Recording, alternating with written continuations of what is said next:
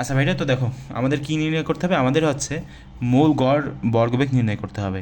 ঠিক আছে, এটা কিন্তু আগেরটার মতো এক না, তোমরা হচ্ছে একটু পেছিয়ে ফেলো, সেজন্য একটু এটা একটু ভালোভাবে খেয়াল করবা যে এখানে কী কী দেওয়া আছে আর এখানে আমরা কী সূত্র ব্যবহার করবো। এখানে কিন্তু আমরা এই সূত্রই ব্যবহার করবো যে আর এম এস সমান সমান কি √3 RT বাই হচ্ছে তোমার কী হবে, এখানে হবে তোমার এম। ঠিক আছে, এখন আর মানে কি এটা কিন্তু আমরা সবাই জানি। ঠিক আছে, এরপর হচ্ছে তোমার 8.314।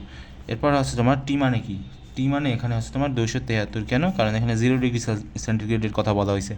তো 0 ডিগ্রি সেন্টিগ্রেড সমান মানে হচ্ছে 273 কেলভিন। আচ্ছা, এরপরে কি বলা হয়েছে, এরপরে এম এর কথা বলা হয়েছে। এখন এম মানে কি, এই যে এখানে দেওয়া আছে না, এম মানে কি 0.032। কিছু করার চিন্তা ভাবনা আছে, কিছু কিন্তু আমাদের এখন করতে হবে না, এখন আমরা ডিরেক্ট ক্যালকুলেশন করতে পারি ভাই।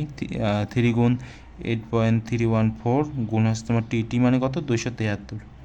আর এখানে এম মানে কি 0.0, আচ্ছা এটা কী লিখলাম আমার লেখা তো আমি নিজেই বুঝি না, 32।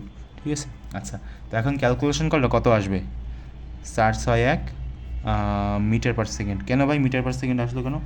কারণ আমাদের এখানে বেগ নির্ণয় করতে বলছে না ভাই। সরি, তোমরা কি কোশ্চেনটা দেখতে পাইছো? এখানে আমাদের যদি বেগ নির্ণয় করতে বলে তাহলে আমরা কি করতে পারি, আমরা কিন্তু এই এককে লিখতে পারি, মিটার পার সেকেন্ড এককে। ঠিক আছে, লিখতে পারি কি, এটাই লেখা লাগবে। ঠিক আছে।